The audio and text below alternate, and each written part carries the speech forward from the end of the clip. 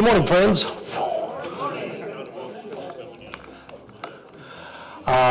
When you hear that, that means we're going to start. Now, I know this drives you nuts, Gene, but it seems a little echoey up here. Is that, you fixing that? I'm sure you are. All right. So, it is Contemplative Sunday today. Welcome. Glad you're here. In a moment, we will be practicing the loving kindness meditation together. Later, during our lesson, we'll have another story time as we did last week. This time, a story about what our community has learned about jerks. And so if you are a jerk, you're going to find this to be eminently good news. If you are not a jerk, you know what? You might be fooling yourself. After that, once we dismiss the folks on the live stream, we're going to do a special, we need your input. What are you thinking? What do we want our community to be in the years that are coming up? So we are very glad you're here. Welcome. We're glad you came in person. We're glad you're here online as well. You all will be missing that last part, but that's okay. You can talk about the lesson. So here's something you can know. I am so much better at emotional regulation than I used to be. If you are familiar with the Enneagram, you know that there's a personality type. Wait a minute, Holly, hello, welcome to town.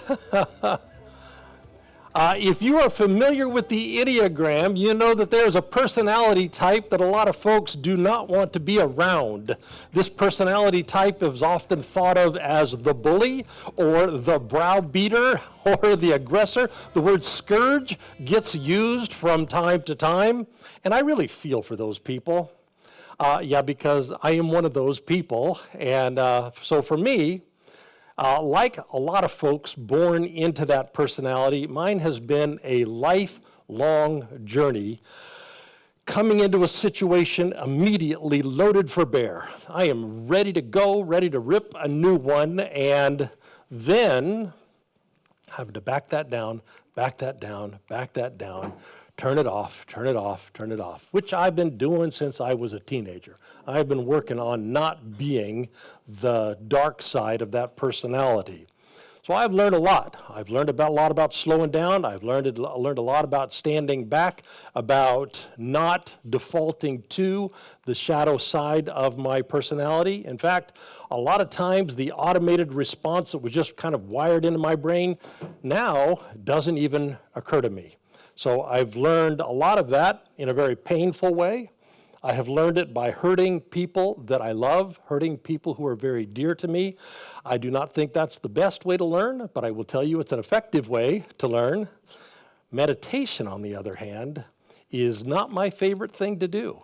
I am not a natural meditator, but even though I have felt so much resistance to it, it has been one of the most effective things that I have found to not be dominated by my emotions.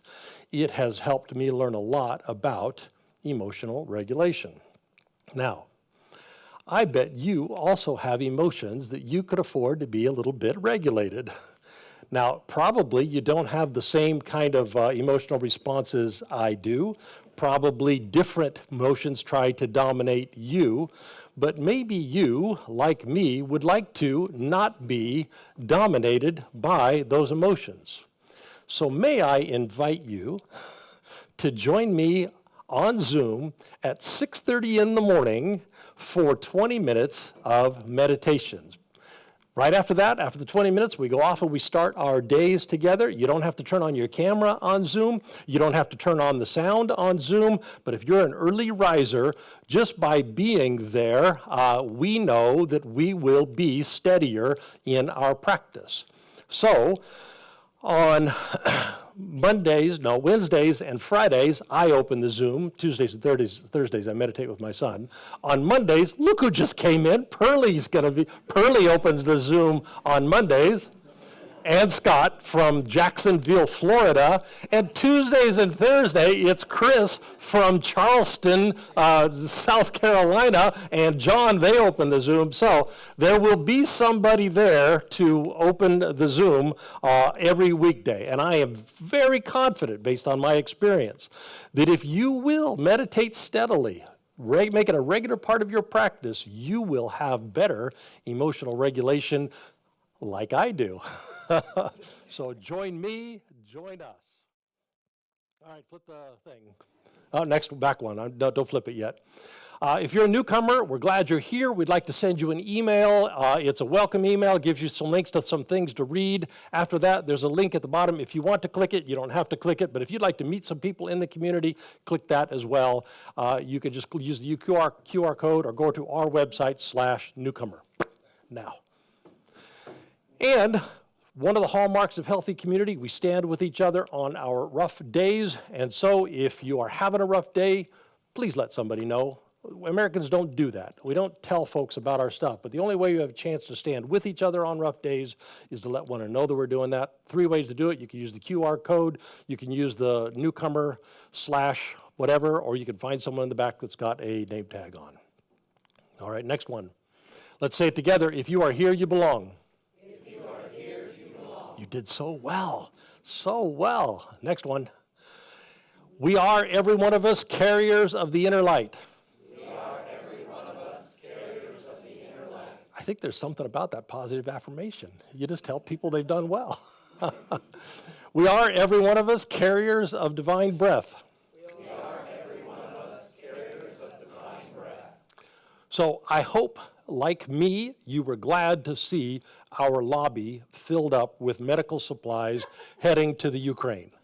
I hope when you saw that, it wasn't because this is something we wanted to happen, but now that it has happened, it is good to see people caring for people. So please, when you walk by the crutches, when you walk by the wheelchairs, when you walk by the suction tubes and the Foley tubes and all the things that are going to go there to help people in a really difficult time, hold them in your heart before the divine. Hold them in your heart before light.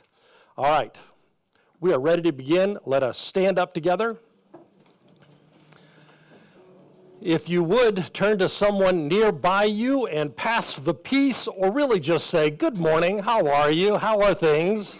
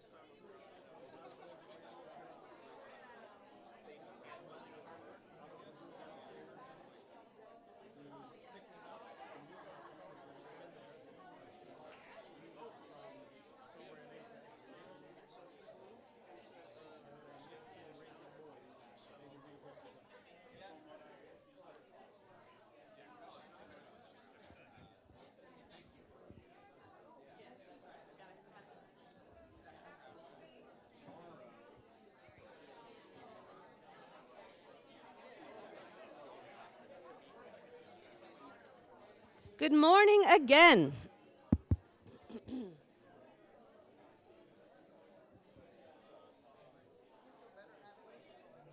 No, you. Thank you. Good morning. So if you do not hear these announcements, you will be at risk of missing things like the contemplative retreat yesterday. Could I see a quick show of hands? How many people in this room today were also here yesterday for the contemplative retreat?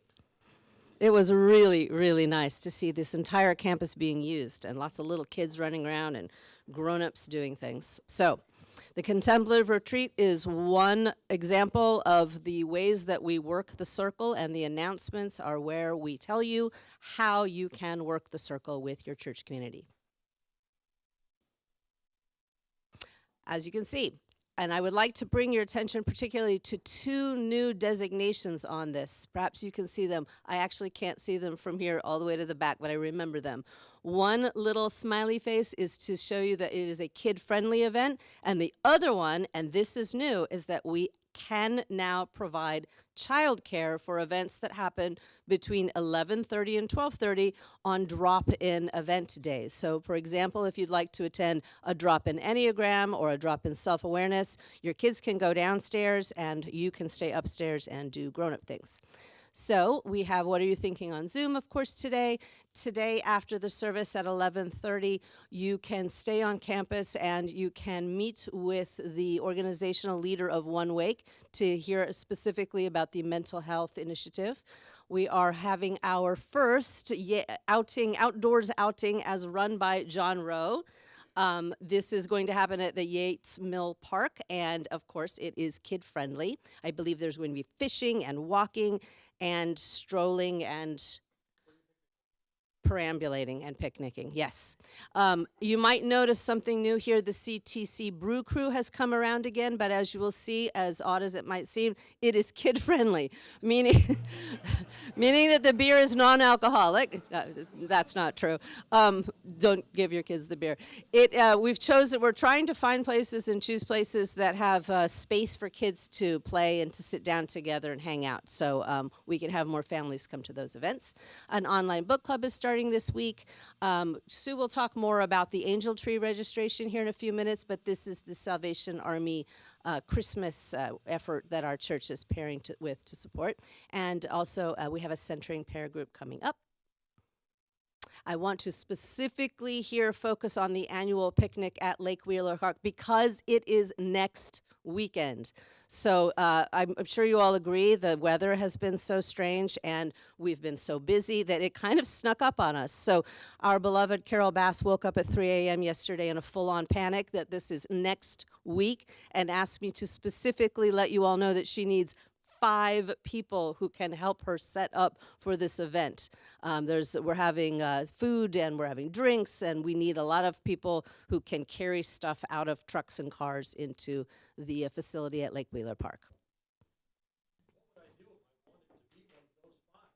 What you would do is you would either contact Carol Bass directly, and unfortunately she's not here today. So if you want to be one of those 5, let me know, because I live a 5-minute walk from her house, and I'll just walk over there and tell her who came up to me and offered to carry the stuff out of the car.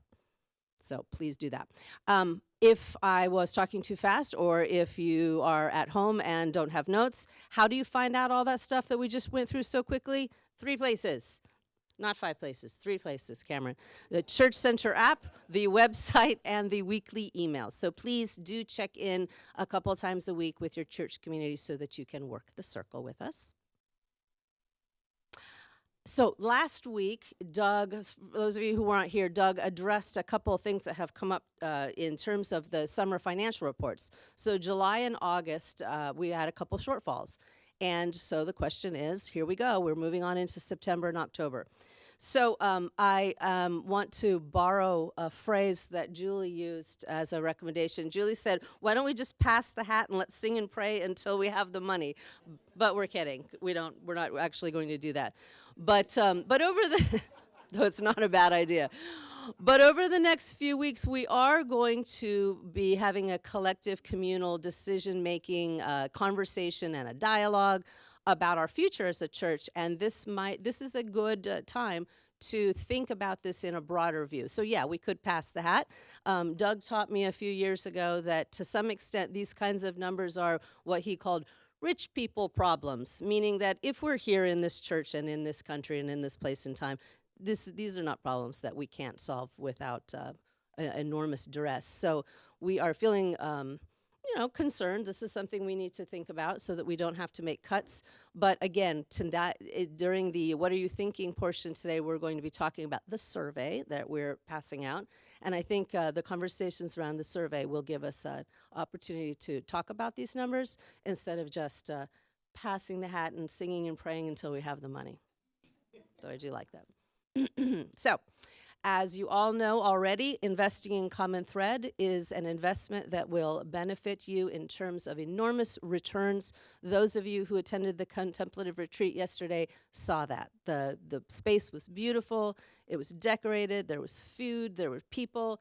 And Julie was joking about that hat, but apparently people stepped forward for the contemplative retreat, and what you saw yesterday was done by the members of the community. It was contributions of time and effort and money to make that happen. And thank you so much. It was really well done. And thank you, Sue, for making that happen so much. So yes, we invite you to join in with us in investing in your church community.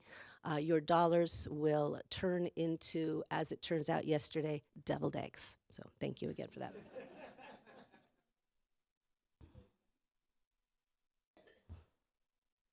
And now I give you Joe.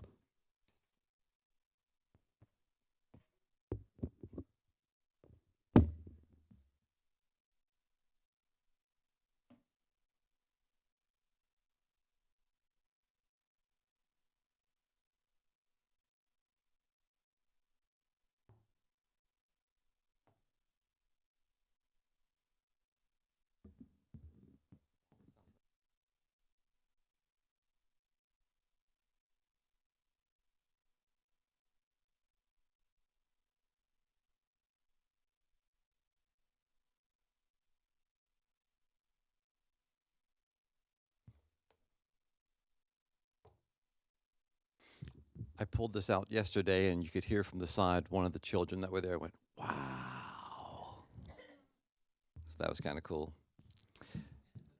One of the things we did at yesterday's contemplative retreat, which was really wonderful, um, the entire day was really wonderful. We did some sacred chant. And so I'm going to teach you a sacred chant right now called the Wellsprings of Life. It's very simple. That's the beauty of chant, is it's so simple. No high notes, not too many words, not too many notes. And so it's perfect. Some have said that what meditation accomplishes through silence, chant accomplishes through sound. So I'm going to start to sing it through and just ask you, as you become comfortable, to join in with me.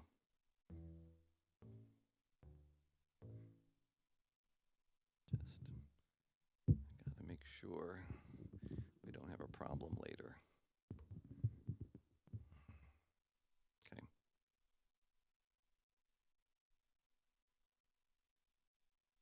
We'll find out.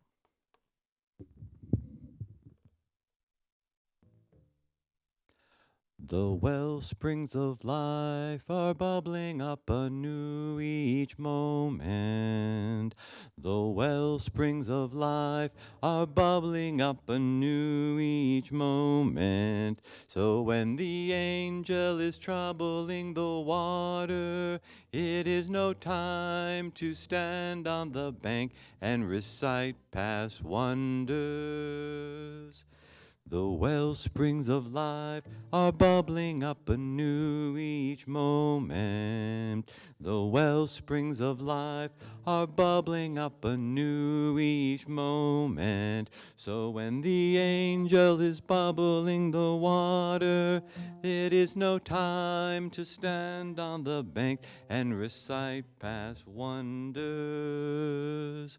The well springs of life are bubbling up anew each moment. The well springs of life are bubbling up anew each moment. So when the angels are troubling the water, it is no time to stand on the bank and recite past wonders. The well springs of life are bubbling up anew each moment. The well springs of life are bubbling up anew each moment. So when the angel is bubbling the water, it is no time to stand on the bank and recite past wonders. The well springs of life are troubling up anew each moment. The well springs of life are bubbling up anew each moment. So when the angels are troubling the water, it is no time to stand on the bank and recite past wonders. The well springs of life are bubbling up anew each moment. The well springs of life are bubbling up anew each moment. So when the angel is troubling the water, it is no time to stand on the banks and recite past wonders. The well springs of life are bubbling up anew each moment. The well springs of life are bubbling up anew each moment. So when the angel is troubling the water, it is no time to stand on the bank and recite past wonders. Thank you.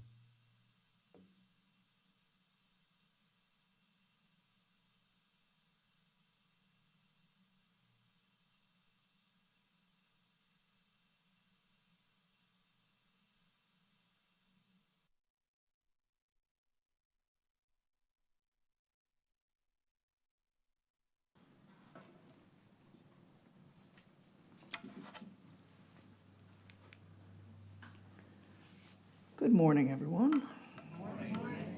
So we're taking a moment to talk about this particular event in our community a little bit separately from the rest because for the past few years, our community has worked with the Salvation Army and doing some very good work to help children in need at Christmas time. And I'm up here to add a little bit of context because if you're not a member of the LGBTQ community, you may not be aware that the Salvation Army has had a very difficult history with gay folks. And as a member of that community myself, the very words Salvation Army stir up an involuntary inner sense of disgust inside me.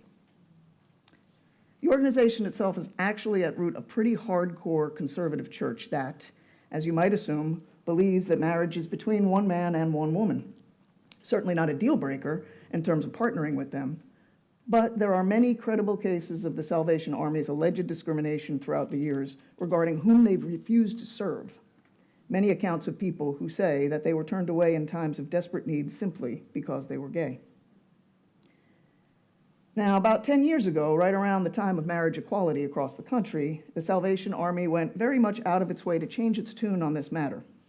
And in fact, if you were to go to the website right now, you would see that they actually do a great deal to help queer folks. A case in point, they have a house in Texas that is dedicated to being a safe space that welcomes trans youth without condition or evangelization, and they acknowledge that such youth are particularly vulnerable to rejection from their families and to losing their lives to suicide.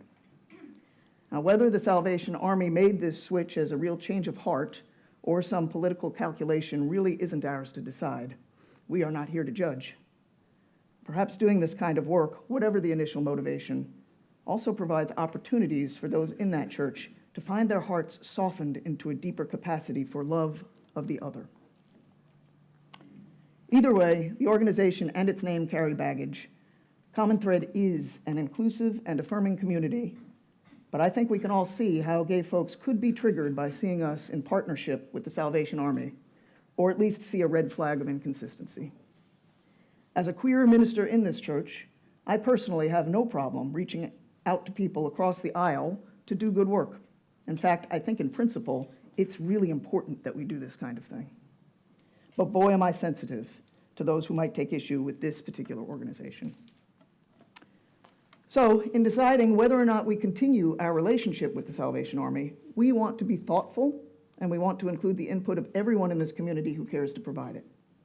those who cherish the partnership, those who question it, and those who may be repulsed by it.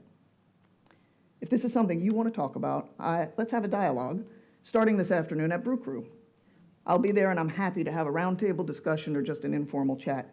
If you can't make it and you want to talk, just shoot me an email, and I will make the time.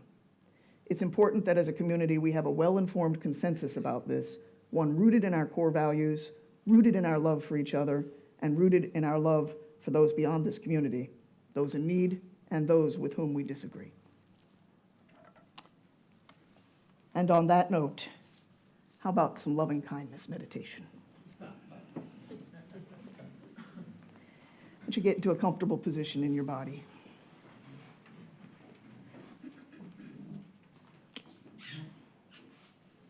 just sit upright, your spine nice and tall. Stack the bones and don't strain on your seat. Just relax your body. Touch the top of your head. See if you can sense it from the inside out. Feel the sensation and let the tension drain from there, flowing down your face and jaw, neck and shoulders, your arms, your hands, your fingers, your chest, your back, your belly, your hips, your legs, your feet, and your toes. Let's take 3 deep breaths together. Inhale. And slowly exhale.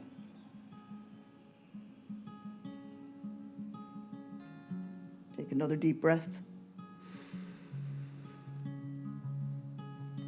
And exhale. And one more.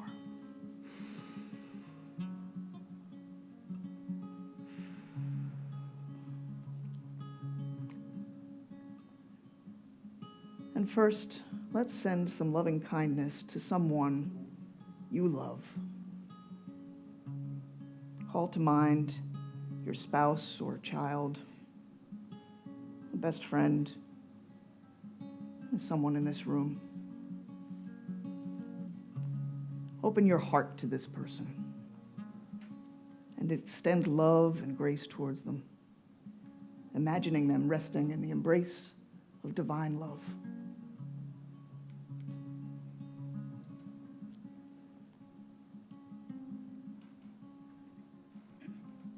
And let's pray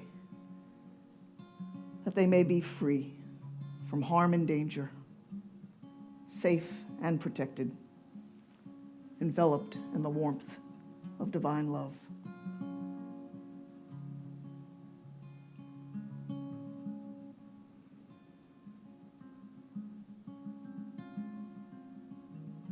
May they be free of suffering or distress,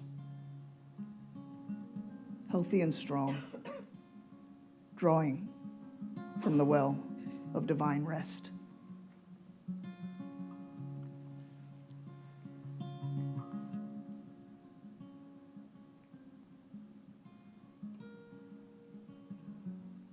May they live in this world with the joy that passes all understanding, suffused with the grace of divine peace.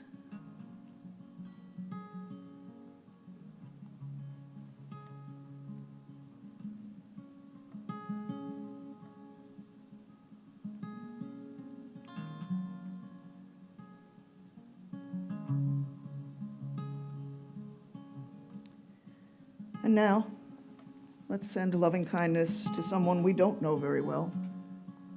Maybe someone we don't know at all, or maybe even someone whom we find challenging. If you want some examples, perhaps a troubled transgendered youth in our community who has nowhere to turn. Maybe a child in need who depends on the care that the Salvation Army provides. Or to take it further, perhaps an officer in that Salvation Army whose heart has yet to be broken into love for those in the queer community, or anyone at all. Just hold this person gently in your heart with feelings of kindness and gentleness. If your person is difficult and feelings of anger or tension arise, try to release them by just letting go. And extend love and grace towards them, imagining them resting in the embrace of divine love.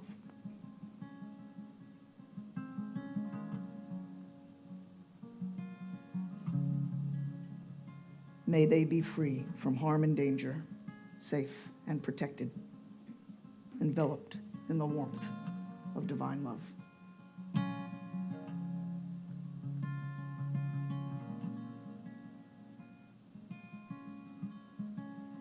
May they be free from suffering or distress, healthy and strong, drawing from the well of divine rest.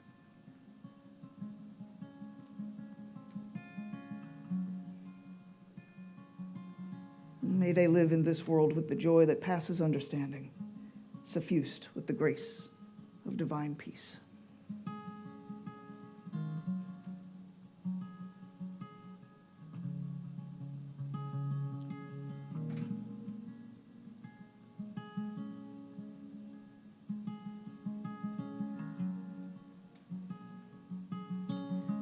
And finally, let us extend loving kindness to everyone, everywhere. Throughout the entire world, extend love and grace towards them all, imagining them resting in the embrace of divine love.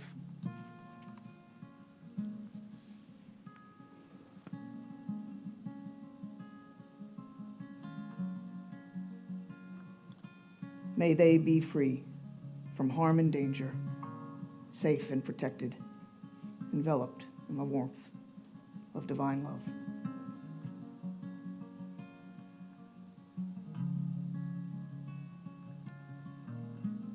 May they be free from suffering or distress, healthy and strong, drawing from the well of divine rest.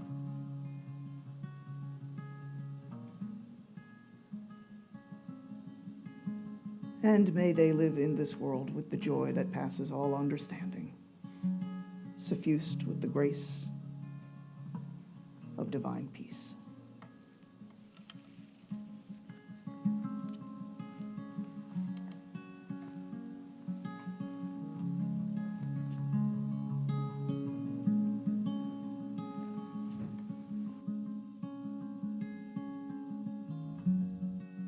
You are not far, you are not so far from me.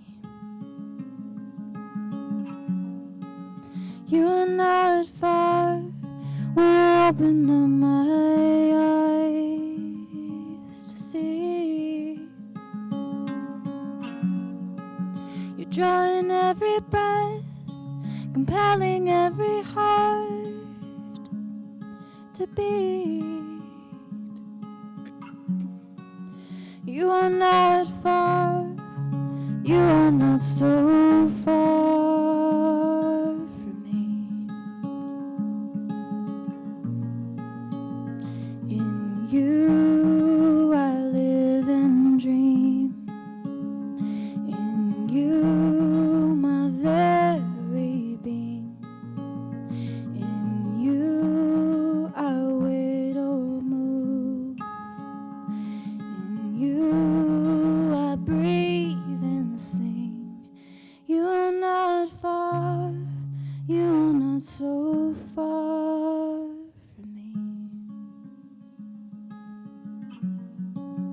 You are not far when I open up my eyes to see. You're drawing every breath, compelling every heart to beat. You are not far, you are not so far from me. In you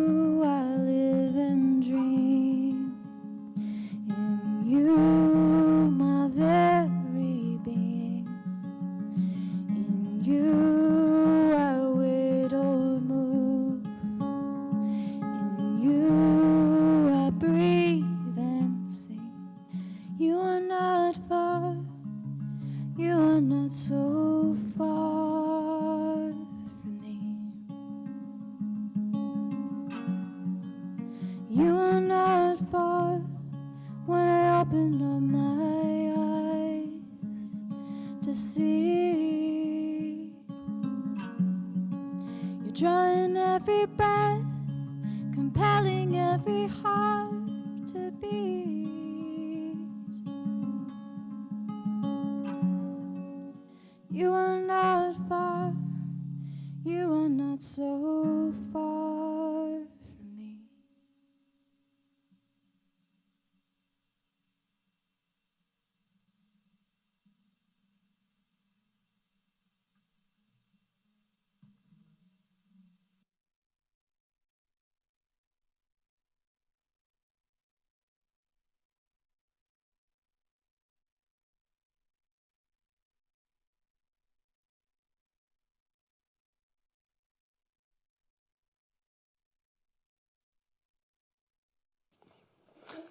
Good morning.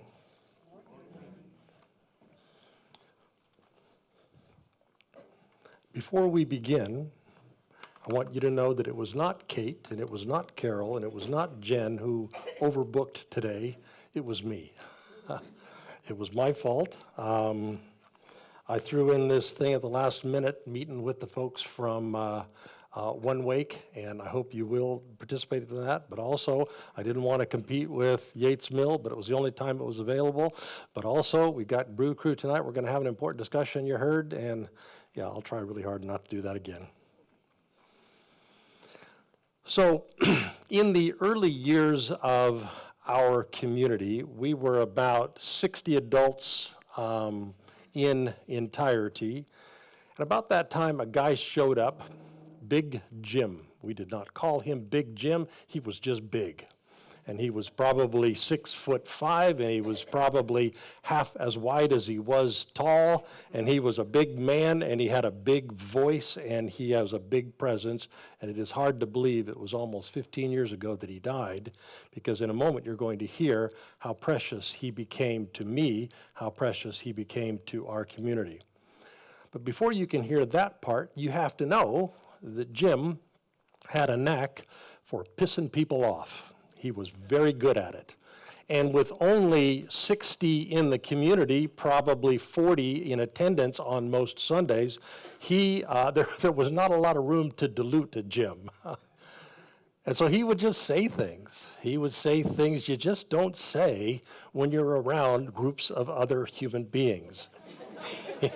He would say socially inappropriate things, hurt people's feelings kinds of things, inappropriate comments about people's weight kinds of things, how people dressed, how they looked, some feature or some appearance or some part of their personality that clearly they didn't like, and he would talk about it, and he would do so loudly.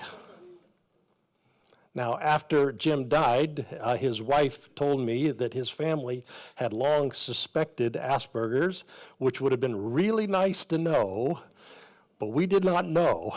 We just knew Jim pissed people off. And once he had started pissing them off just a little bit, it kind of became a self-perpetuating process. Once he tried to give a gift to our children's team as a way of appreciating them. And I don't remember what the gift was, but I remember it was expensive. I remember he spent a lot of money to do this thing, to say thank you because you've been faithfully serving our children. And by the time that he had finished giving it to them, they were so pissed off. They just So about every Sunday, somebody would say to me, Doug, you're the minister. Doug, if this church is going to live up to whatever this promise is, you have got to muzzle this guy. And because Jim was difficult, I'd hear that on a lot of Sundays. A lot of hurt feelings, a lot of ruffled feathers, lots of anger. Preacher man, you've got to make this thing stop. So Mondays have always been my day off. So on a lot of Mondays, I would be mulling over the day previous, and I would be listening for the interior voice. What am I going to do about this thing that seems to be kind of an issue, that kind of mulling? And every time, not a single exception, every time kids would go off to school, it would start to get quiet in the house. I'd start to get a little bit quiet in my mind, and there would be this small interior voice. Nope. Do not muzzle him. Nope, do not correct him. Befriend him.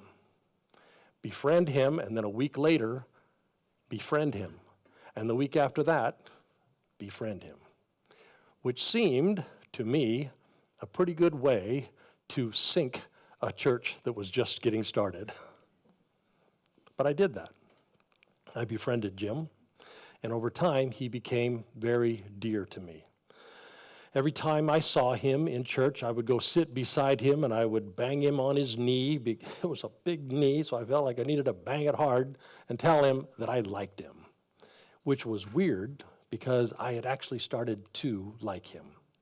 We started having coffee together, and over time, we became friends. And his wisdom redirected my life more than once.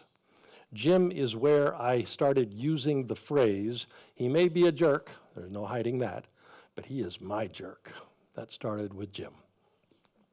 He does outlandish things, he does. He says outlandish things, he does. But I've gotten to know him, and I know he's not trying to be a jerk. He's actually a good guy, and yes, I know he can be a jerk, but he's my jerk. Which is all well and good, except at that time he wasn't anybody else's jerk, he was just mine. So I started doing a thing. I started translating out loud in public for Jim. Like he spoke a foreign language and I knew it. So he would say some jackass, oh my God thing, and remember, he had a big voice, so he'd say it all the way across the room, and I would hear it, and I would hear that big booming voice, and I would make a beeline and stand right beside him, and I would say, now, hold on just a moment, let me tell you what Jim means. And then I would begin to say things that I knew he was thinking. And I could say what he meant because he had become my jerk, and I did know what was going on inside him. And after I would say that, he would look at me puzzled like, is that what I just said? And I would say, no, Jim, that was not at all what you just said. But that process, and then add some time, and folks in our community started to realize, oh, I guess there's something about our community. We don't get all reactionary here toward jerks. The community started to think over time, maybe there's more going on with Jim than the outlandish. And eventually, people started to listen behind Jim's outrageous words, and they started seeing beyond the outrageous things that he would do. And it took a couple of years, but after a while, Jim, still a jerk, became our community's jerk. And when that happened, once Jim got the sense that he was ours, maybe for the first time, because you got to know, if he's doing that here, he's doing that other places in his life. And he had been. I heard his stories. He'd been rejected for a long, long time. But once Jim got the sense that he belonged, without him really trying to, Jim changed. Jim transformed. Because it turns out that love and grace and mercy are technologies of transformation. It turns out that love and grace and mercy transformed Jim. He got less outrageous, and he got more wise. Now, truth to be told, he'd always been wise, but nobody could see the wise past the outrageous. We also discovered what we hadn't known, that Jim was extraordinarily generous. Jim was our In It Together fund for years and years and years. He had done well in his career. He had worked in a room alone, I think, worked on code for computer stuff, and he'd had financial resource. And so when folks in the community had financial troubles, Jim helped with thousands and thousands and thousands of dollars over the years. Jim transformed. Love and grace and mercy transformed Jim. Love and grace and mercy are technologies of transformation. But that's not even the main point of the story. The main point of the story isn't what happened to Jim. The main point of the story is how love and grace and mercy transformed our whole community. If you have experienced grace here, maybe you showed up here with some big secret sin, something you just knew was a disqualifier. Maybe you didn't believe the right things, or maybe you didn't say the right things, or maybe you haven't been to the right things, or maybe you had done the wrong things and you'd done them in a really spectacular way. You just knew this thing was going to disqualify you, and then you didn't get disqualified here, which I pray happens to every one of us. If you've experienced that here, or if you've experienced that we have not been all that concerned trying to get everybody straightened out and flying right, everybody doing the right things, saying the right things, acting the right way, if you have seen us here trusting that the inner light will do a fine job of that, we don't have to impose that on one another. We had those ideas before Jim, but after Jim, it was in our guts. We knew that that was a thing. It was in us, it was our culture, it had become our way. We learned grace. We learned to see beyond one another's jerkitude. And here's the thing, once we learned that with Jim, that's when the magic actually began to happen. Because once you inhabit a reality, once you internalize a reality, once you experience at a very visceral, deep level a reality, and if you internalize that love and grace and mercy for someone else is a transformative technology, someone that most of the time, most of the places they go get rejected, it starts to seep into us. Maybe love and maybe grace and maybe mercy are for me too, for my family, for my people. And that happened to us. And that happened inside of us. When Jim died, we wept and wept and wept together because he'd become very precious to us. That's true, but also because we knew that our worlds had expanded by learning to love Jim. We knew that our worlds had expanded by being loved by Jim. We unearthed treasures in Jim that we wouldn't have otherwise. We unearthed treasures in ourselves and in one another that we would not have otherwise. Story number one. Story number two. I don't remember how it came up in conversation last Monday, but I was picking up my grandsons from school, and I found myself putting into first grade and third grade language the content of this book.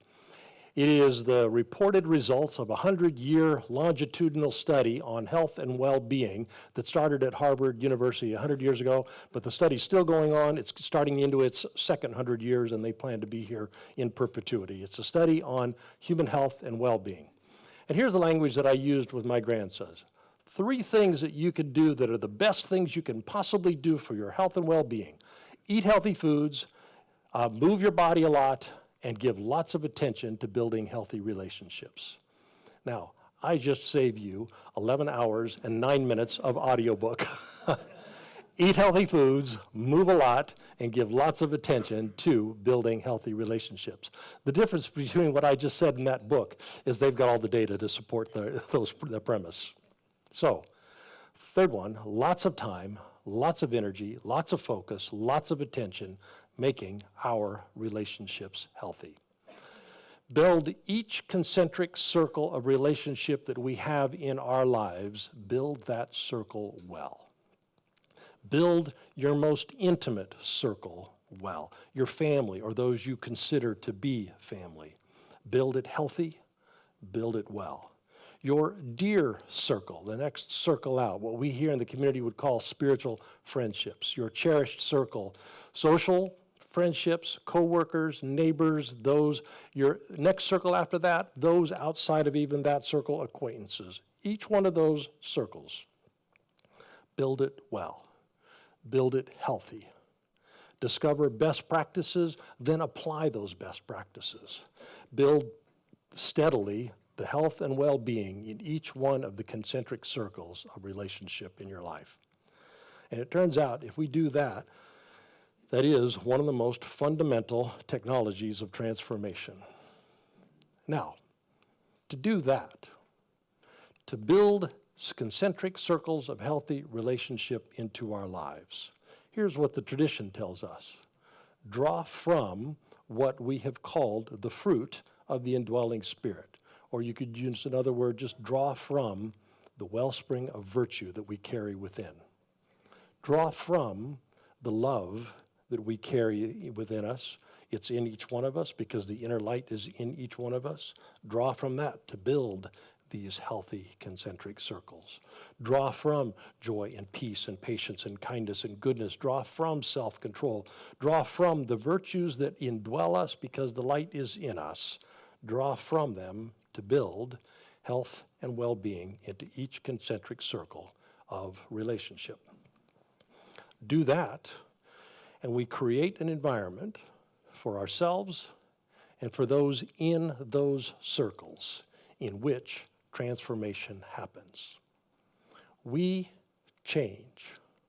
We are transformed when we are in circles of healthy relationship.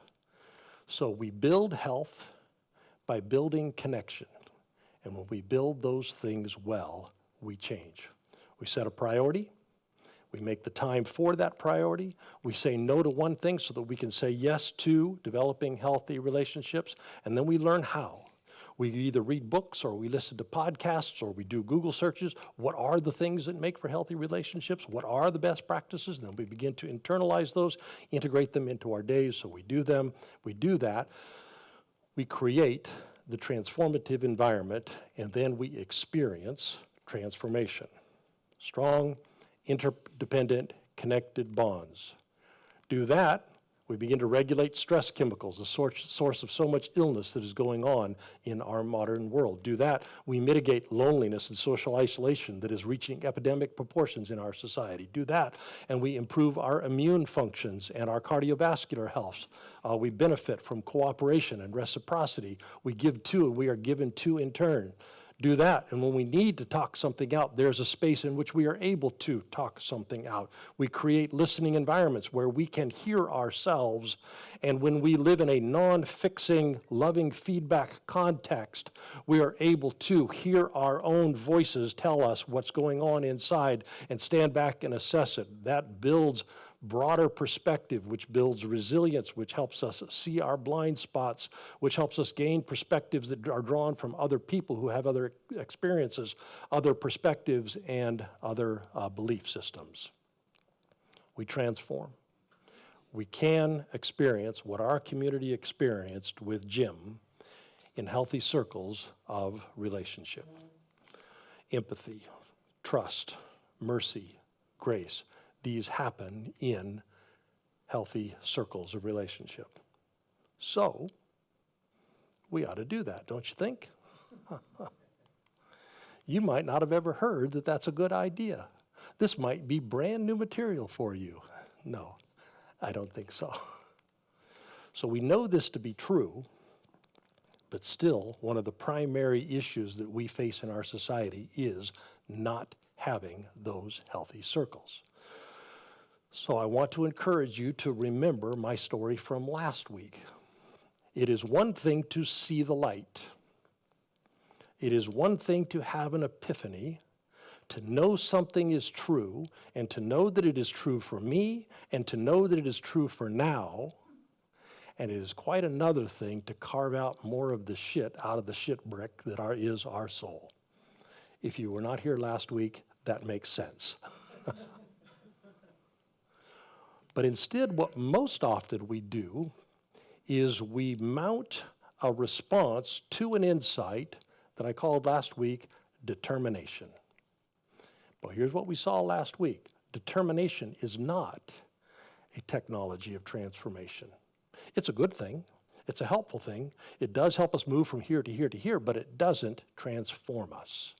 like all of the tools of transformation that we're going to explore in this lesson, building healthier relationships into our lives means we do a small thing, only a small thing. We do not do a big thing, we do a small thing. But then we do that small thing again and again and again and again and again and again and again.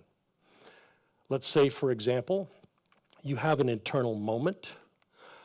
This is for me. This one is for now. This is a thing that I should do. I could build healthier relationships if I did this thing, maybe if I was less critical, or maybe if I was less negative, or maybe if I was less toxically optimistic, if I was less unrealistic about the hard things that really are going on. Whatever the thing is, here comes the interior nudge, the interior quiet voice. Maybe if I would just be less passive-aggressive, or maybe if I would be less aggressive-aggressive, or maybe there are 100 things that I could hear the tiny nudge about that are hindering the health and well-being of my circles of relationships. So let's just say comes the inner nudge, then what? What happens after that? After the quiet listening, after the interior prompt, after the inner nudge, then what? So remember me saying last week, I bet you can hear in the wings tiny habits saying, ooh, ooh, ooh, I can help, I can help, I can help. All right, tiny habits, now's the time to help. By the way, if you have not read or listened to this book, I hope you will. By the way, if you would like to start a book club with this book, I will help you get started. I will help you figure out how to do it. So here's the thing. Once you get an interior ping that says, this is for you, this is for now, this is what you do. I'm going to show you an item from my to-do list that has nothing to do with building healthy relationships. This is about being physically healthy until I die. So I hope you will understand this isn't about physical health. I hope you understand that the same process applies when we are implementing a technology for physical well-being as much as for relational well-being. So this represents 3 years of work on transformation. It's how I have integrated well-being practices in a tiny way over 3 damn years. It takes so long. You will notice that there are 6 things in the to-check list. For a long, long time, there was only one. The first one, push up and stretch every time I pee. That was the one that was there. All the others, most of those were in the later section for all of those 3 years.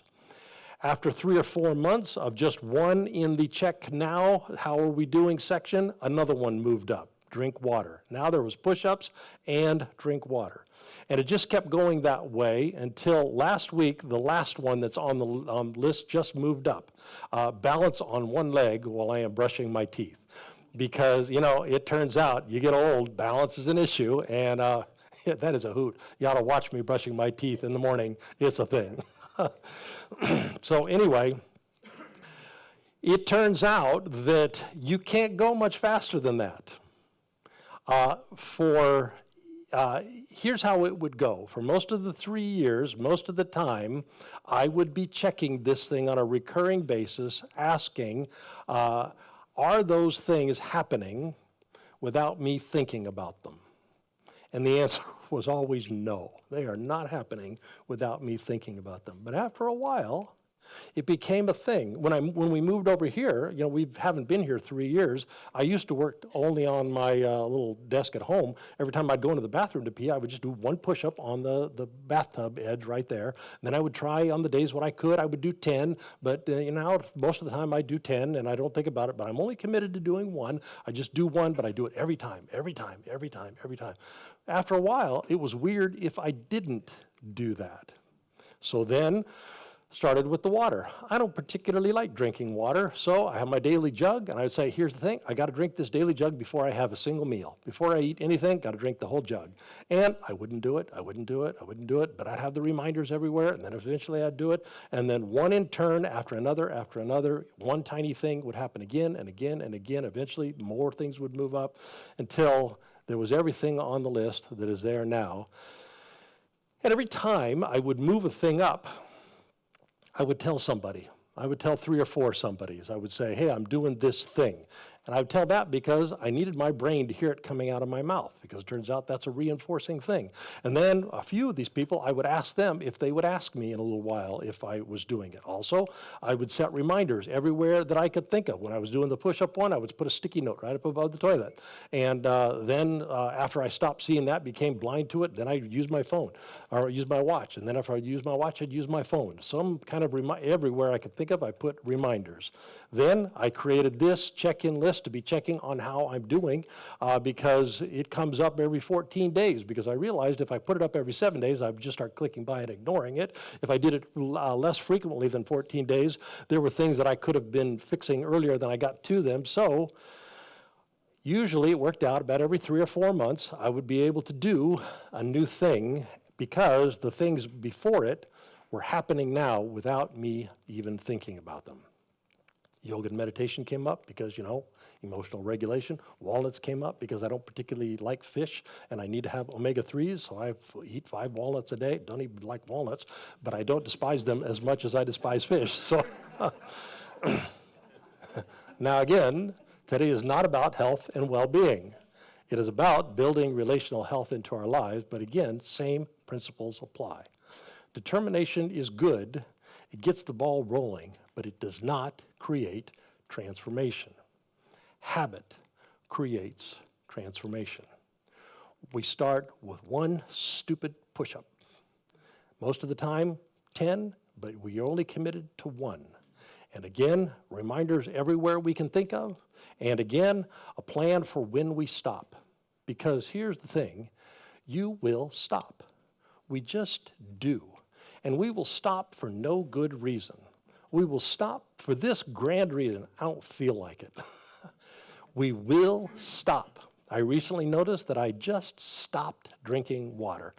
What do we do now? Well, so the reminder comes up to say, when we stop, we have got to have a plan in place because it's going to happen. We're going to just stop for no good reason. When it does, we normalize that. And we say, oh yeah, here it is, a stop. Just like I knew was going to happen, sure enough, it happened. And our plan for when we stop is we decide when it does happen, what we don't do is let all of those negative feelings. It seems like it's getting hot in here. Does it seem hot to you? Yeah. All those negative feelings that come up, shame, disappointment in ourselves, embarrassment, recrimination, why don't I do better? All those negative feelings, we don't like those. So what we tend to do is avoid them. And the way that we avoid them is we don't think about the thing that we just stopped. We just let it stop and don't give it any focus or attention. But if we decide instead, when we notice that we have stopped, we're just going to get up again, brush ourselves off, and go again. We're not going to turn away so that we don't have to look at all those bad feelings. We're going to decide in advance, when I do stop, because that just happens, we're going to stop. I'm going to start over. I'm going to get back up, and I'm going to start implementing this technology of transformation back into my lives. Do that, and 3 years later, we're doing 6 things without thinking about them. They're integrated into our lives. So imagine this was not a healthy body list, but a healthy relationship list. I generated this list in about 5 minutes doing a Google search. You don't need to take a picture of it. You can just go Google it and it'll be, you will find this in 3 minutes. Here's how it could go. We could expose ourselves to ideas about how people build healthy relationships. You could do that with a book, you could do it with a podcast, you could read some blogs. Google is our friend.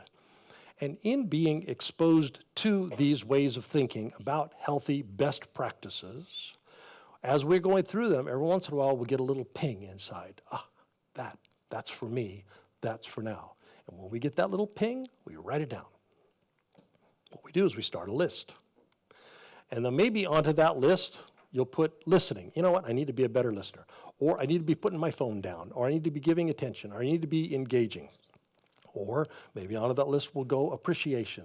I need to be appreciating people more. I need to do that. Or I need to just spend time with the people who are dear to me. I'm finding myself doing extra work or doing this, but I'm not spending the time. Or I need to be asking after people's well-being, but go deeper than I tend to do, because typically doing fine is enough, but well, let me dig a little further. But if I'm going to do that, I have to be willing to reciprocate, and I'm going to say, well, I'm going to tell you more of what's going on in me as well. Or I mentioned this last week during What Are You Thinking? Apologize. I would be much healthier in my relationships if I would just apologize, and I got to work on that. How am I going to do that? Or I'm going to learn to resolve conflicts, not just wait for those conflicts to evaporate away, as they will do, but they don't ever truly evaporate. They just leave a little residue behind. Or I could do an act of kindness every day. Or I could learn someone else's language of love. And once I learned that language, I could start speaking it, because that's not how I would say love, but here's what I could do, and I could do that. Or I could talk about my feelings, especially if I'm a male American. I could talk about my feelings and do it on purpose. Or I could keep my promises. I could be very careful about how I make my promises, but once I make them, I could keep them. Now again, Google is your friend. You don't need me to give you ideas. There are more ideas than we can process 2 clicks away. So much material. But what we do is we expose ourselves. We listen for the interior nudges. This is for you, this is for now. And we prioritize them, which one will go first.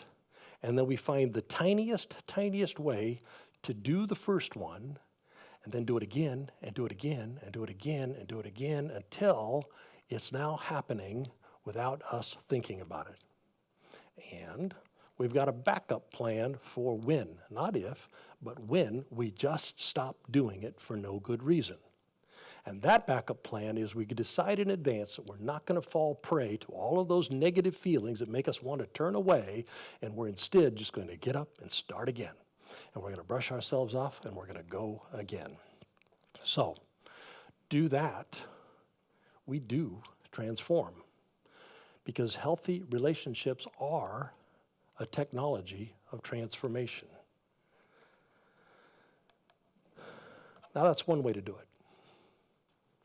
The Tiny Habits way. It's maybe the most accessible way, because we are Americans, and Americans are rugged individualists. That's the individualist way to do it. Again, might be the most accessible way to us, but it's not the best way. The best way to transform is to be transforming with other people. And for that, you people are lucky. We have been working hard to rebuild religion. And healthy religion should be a place that people can go to transform. And so for this particular technology, building circles of healthy relationship, we have got gold, people, and we're ready to give it to you on a silver platter, a smorgasbord of riches. Early in our community's life, I've read a book. I can't even remember the title of the book. I just know these 4 things stuck in my head. A healthy community will create 4 spaces for people to belong. We'll create public space where people can identify with an idea, identify with a culture, identify with a vibe. A healthy community will create places for people to belong at a social level, where we get to do things with each other and enjoy being in the presence of one another. A healthy community will create places for personal belonging, where we get to know about biographical information, we get to know about one another's lives, and we get to find out ways where we can connect with each other, and a place that we could actually go to complain when things are going hard. And then we would create space for deep belonging. And deep belonging for us is a place where we can go and talk about intentionally the dark sides of our shadows, the false self sides, the things that we dig to in on purpose. So that last one we do mostly with our Enneagram groups and our self-awareness groups. So we've done a lot of work together building these spaces for each other and making sure that they show up in our calendars, places where we can practice all 4 ways of belonging, and in so doing build healthy circles of healthy relationship. And I'm going to zip through a few right here, and I bet you'll be able to spot which of the 4 spaces this thing was designed for. In the last few years, here's some of the things that we've done. We're going to do Brew Crew tonight. We do Bunko once a month. We're going to today go to Yates Mill and go walking together. We do every Palm Sunday a time for the parents to hang out, watch the kids go chase Easter eggs. We're doing the annual picnic next week, a chance to bring some food, to sit and chat and talk with people. We do Fat Sunday as we get close to Easter or go close to the beginning of Lent. We do life story groups where we sit and build trust and affection by sharing the stories of our lives one with another. We do a book club where we can practice learning things together, and in so doing know some of the biographical information about one another, why this thing matters or doesn't matter.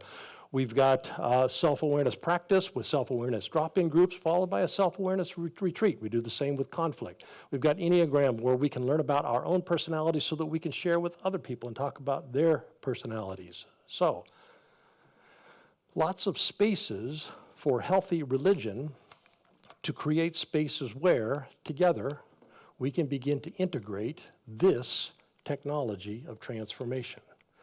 Groups and events, spaces that are designed to help one another do a tiny thing, and then do that tiny thing again and again and again and again. So I do hope you'll take advantage, that you will take advantage of gold on a silver platter, expose yourself to best practices, listen for the interior nudge, make a list, do a tiny thing, plan to forget. I sure hope you also will surround yourself with people who are on the journey of transformation as well, who are also trying to integrate healthy relationships into their lives. Amen. So in Dwelling Divine, may we be transformed. Amen. Let's see, we've already done the offering, so, but hey, it can afford to be mentioned twice. Yeah, don't forget the offering. Those of you who are online, we're going to do something a little different today. We're going to do What Are You Thinking in person, where we're going to be talking about kind of the future of our community. But you can go over and, by the way, Chris, do you know who's leading today? Cindy. Cindy will be there. You guys can talk about the lesson together. It'll be a good experience. We've worked really hard to make sure that you will feel welcomed and invited. So if you go there, the way to get the link to the Zoom is on the YouTube notes. Just click the one that says that, or go to the front page of our website. When you get to the password part, the password is 1417. Okay, let's dismiss the folks online. If you would, put your hand on your heart, and let's remember as we go that we are, every one of us, carriers of the indwelling divine. Love, joy, peace, patience, kindness, all that stuff that we mentioned that is the foundation of healthy relationships, it's in us, because the light of the divine is in every one of us. And if you would extend your other hand to our city, let's look for opportunities to share what's already in us with the people that we live and work, the people we go to school with. And let's look this week for opportunities to repair and heal our worlds. Amen. God bless you online. You are dismissed. The rest of us are not dismissed. We're going to